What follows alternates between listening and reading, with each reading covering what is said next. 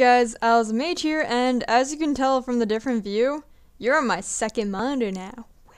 Got 2 monitors finally, makes me super happy, and yeah. My camera cord can't reach over to the other one though, which is like the normal view, so we're kind of going with this. It's gonna be interesting. I'm not sure if I like it yet. I might try changing my desk setup or something if I don't. But yeah, this is how it is for now. You can see a different angle of my room, I guess. It's not really horrible. If you ever see me looking this way, that means I'm looking at the other monitor that the camera isn't on. This is on the camera. This is not the camera. Camera, not camera. But yeah, the video is actually playing over there of like my recording, so if I need to look at myself, it's going that way. I could reposition it, but I have a video that I'm currently watching on this one. I just kind of paused it halfway through because I decided to vlog. Also, hella bright lipstick, not normal for me. Don't know quite what I'm doing, but I'm testing things, I guess. I don't know. Just wanted to use it, okay? But today, now that I've ranted for about a minute, I want to talk about, pretty much what homework assignments are kind of like in college. You either have the ones that are like pretty straightforward and easy that you get from the introductory classes, like, oh, go read this and do the 10 problems at the end. Actually, I'm not sure if I ever had any like that. But it'll be like problem sets of, here's the chapter of the textbook, go do these problems, blah, blah, blah. You generally get that from math. Yeah, math classes. I still kind of get that for my graduate math class, but there was also problems that the professor threw in there. But then, for like computer science or coding homework, what you'll sometimes get, or what you'll always get, are like code templates or like problems that they're like, oh, here's this thing that you need to do, that you need your program or function to do, now go do it. It's getting warm in here. And yeah, so that's kind of the one that I mainly wanted to talk about right now, specifically because it is like a big part of my life. Takes up a lot of time of my life too. They'll generally be between like 3 and 6 problems, and you'll have about a week to do it. And if you push it off to one day, you can get it done. And that's what most people do. I was about to say it's a bad idea, you shouldn't do it. Most people don't do that, but like last week so mine are due on Wednesday at noon. I have a lab 9 to 12, so I can't really do it before lab. I'll be dead tired. Especially because of how my friends and I do this. But also, I don't have that lab anymore, but I'm still going to do it the exact same way I did it before, because I don't learn from mistakes. Basically what happens is that we kind of work on it individually for a little bit. Or you don't. Some of them came to the meeting without having done any work, which is fine. People have different time schedules and everything like that. And then in the library, there ended up being, I want to say 4 of us. Yeah. It started out with one person and myself. And we did this 2 weeks ago too, and this is how it all started. And we kind of showed up at the library at 6 and then worked for, I think it was like 4 hours, 5 hours last time. No, it was until midnight last time. No. Yes. I don't know. We worked for a couple of hours. It wasn't too crazy. I left by 10. Yeah, that's what it was last time. We worked for 4 hours, and it was okay. Like, we got it done, mostly. It was a lot of me helping her with issues because this was a lot easier problem. I do more coding than she does, I think. And yeah, so it was kind of simple. It was like, yeah, whatever. Then, this time, we showed up at 6 again. She and I started working on it. We found some issues that neither of us could figure out. So we texted someone. We're like, hey, have you started? And she's like, no. And I was like, oh, well, we're doing it right now. You want to come join us? You can. And she was like, okay, will you guys still be there at like 8 p.m.? And we're like, yeah, we will. So 8 p.m. comes around. She shows up. She starts helping us. And there's still some iffy things happening. And then around like 9:30 or 10, another person shows up. And that's when it got fun, because then we started getting deeper into the homework, and the further problems, they generally build off of each other, each problem.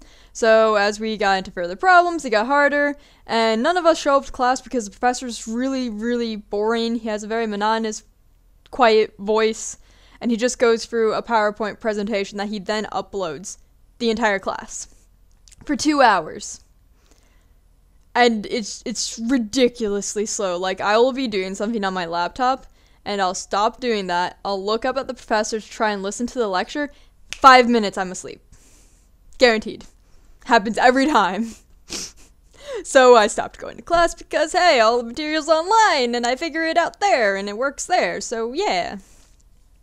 So we've got his PowerPoints pulled up of going through the material that we need to try and figure out this problem. And we're looking back at previous code, we're implementing it, things like that. He gives us test case that we can run to make sure our code's working. And by 1 a.m., when people are going around the library ringing a bell to wake up students and tell them to get the fuck out, because that's what the library here does, is that it closes at 1 a.m., so like 12:30, 12:45, they come around, they're like, guys, you need to go sleep. Or at least leave here. And it was a lot of just like back and forth between a couple of us, because it was something that involved a lot of matrices and like linear algebra stuff, and I'm good at that because I got an A in that class, and like I like that. And so, and then the other person, so 2 of us primarily ended up working on this because the other 2 got really dead and tired. So the one that showed up later, and then myself, were working on it because he's really good at coding. He's an actual CS major. The other 3 of us are bioinformatics. Not even CS majors in the CS class. Yay! It's cross-listed as bioinformatics class. It's okay. But anyways, so I will figure out what is happening with the matrices and what we need to happen, explain it to him, and then he tries to code it, and then I try and help with the code, with the coding that I know, and we just kind of start throwing shit at each other, trying to figure it out, of running back and forth across the table. One point, because we're sitting on different sides of the table, one point I just kind of give up and go sit on the floor next to him. I'm like, hey, sup, how's it going? Horrible? Same. And yeah, it just ended up being 7 hours of trying to figure out this homework, and then we didn't finish it. We got to the last part, we set up some code, it didn't quite work how it needed to work, and they came around ringing the bell, being like, guys, go home, go sleep, eat. And for half an hour before they did that, we considered going over to another building that wasn't closed. I mean, it was closed, but we have student IDs that could get us in there, and just continuing to work on it. We didn't, thankfully. But 7 continuous hours, and I'd work on this for a few hours before I showed up with them. And we didn't finish it. But I got 95% on the homework because I did the other 90% correct, and then they gave me partial credit on 10% of it that we didn't finish. So that's good. But a lot of CS classes, they either require you to have a partner, or they're like, go turn this in together as a group assignment, or they're like, yeah, go work with other people, go figure this shit out, collaborate, that's how the real world works. And then apparently there's one graduate level class that isn't like that. He's actually taught by an alum of the school, and I'm trying to figure out why he's such a dickhead. I'm not in that class, one of my friends is. Sucks for ha! Sorry, Anna, love you. Do I? I don't know, whatever. But yeah, so it's intense, because then I woke up, so I got home, went to bed at like 1:30, maybe 2. Then I woke up at 5 to then read the misconduct policy, the research misconduct policy for my school, and then a new version that they have made of the misconduct policy because it hasn't been updated in like 3 years. And write a review of all my opinions and ideas on the new one and the things from the old ones that I think that they should implement back in the new one that they aren't. So then I could email that in before going to my 9 a.m. lab. That was a long day. That was a very long day. I ended up running full force at a door to close it. Because I'm horrible when I'm sleep deprived. But I can't sleep until like 7 p.m. I ended up going to bed at 7 p.m. But it's really hard for me to fall asleep during the daytime. Like, I can't take naps. I'm not a nap person. I just kind of am like, yeah. So it was That was an intense day. And I get to do it again tomorrow. Actually, I might be starting it today. I just finished a lab report. Oh, and labs. So it kind of depends. Like this is chemistry and bio labs, and maybe like robotics and EC. I think they're kind of similar. But you generally get a pre-lab and then you do a lab report. And the pre-lab can take you anywhere from like half an hour to a couple of hours, depending on the type. The type for my lab right now is that we just had to go and put in calculations that we needed during the lab, any completed calculations we could do before the lab, tables that we will need to put data into, equipment and supplies that we'll need during it, and the goals of the lab, along with any required documents that we need with us to tell us how to do the lab. So that's what the pre-lab was. We didn't actually have to write out the protocol, we just had to have the documents that she gave us that have the protocol. And we could bring those into lab with us and use those. It was actually frowned upon to write your own protocol because it's like, here's a very valid one that has literally everything you need to know. Why are you writing your own? Question mark, question mark. And then lab reports for my class are just like an introduction to what happened, all of your data and results for each section, like specific ones that they're wanting, sometimes pictures and figures, graphs, tables, etc. And then some discussion questions like, oh, answer these questions about the lab, blah, blah, blah.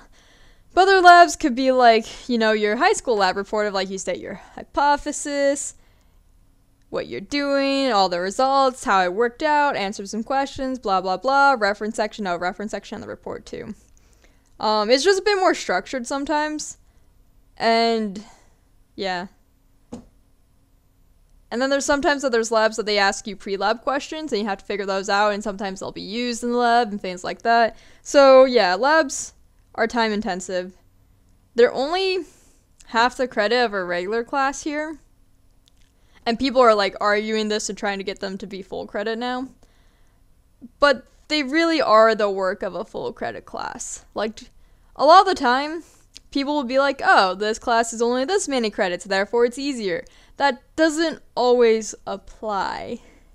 Just because it's at lower credits doesn't mean it's easier. It should, but it doesn't. So, yeah, that's a fun thing of my class. Where that does apply though, is in gym classes. They're a fourth of a credit, and you show up for 2 hours a week, and there you go. Yeah, I think that covers the main types of classes that I do. I mean, English classes or humanities classes, I can mostly only talk for English, is you read some chapters, you discuss it in class, you write a paper.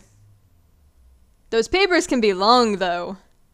Like, my average was 7 to 9 pages. So keep that in mind. It's not a 5-paragraph essay that you get in, like, high school, where they get mad at you if you go over 5 paragraphs and it takes you, like, 2 pages. These are, like, full-blown essays analyzing... Oh, I can talk. This is good. It's not even 5 p.m. Analyzing specific things in the book, themes, plots, blah, blah, blah. Character development. Can be a range of topics. This is true for history classes as well, or music classes if it's like music history. Allie, that's history. Whoops. But yeah, homework is intense. I would say that the rule of... Oh, it's starting to apply more. So, you hear a lot of the time that 1 hour of class is 2 hours of homework. I don't think that applies to like your freshman level classes, and probably not even to your sophomore level classes. Because there's times that I would meet in class for 5 hours a week, but I really, did not have 10 hours of work. That would have killed me. I would not have made it this far if that was true. But as you get into harder and harder classes, I would say that applies more. For example, my CS class, we meet twice a week for 2 hours. That's 4 hours, theoretically 8 hours of work. My friends and I were in the library for 7 hours, and then, 7 hours, and then an hour or two that I did at home. It equals out. I'm in lab 6 hours a week, put in half an hour to an hour of lab, pre-lab. Let's just estimate high and do, let's estimate high and do 2 hours. This lab report, I finished it at 4. I started 11. Started at 9, but if we take breaks out, let's say that I spent 6 hours on it. So that one's a little lower. It's, 8 hours instead of 12? So it does still depend on the class, but again, this is supposed to be half credit. So theoretically, it would be 1-to-1 ratio of hours in class to hours of work. My stats class is just another story that we don't talk about. Okay. But yeah, college is intense, especially the further you get.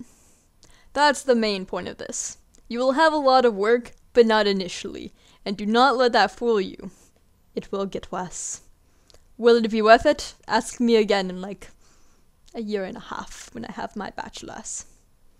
Or 2 years when I have my master's. Yeah. Anyways, I hope life is treating you well, and I hope that you've had a magical day. I shall see you next time. Bye.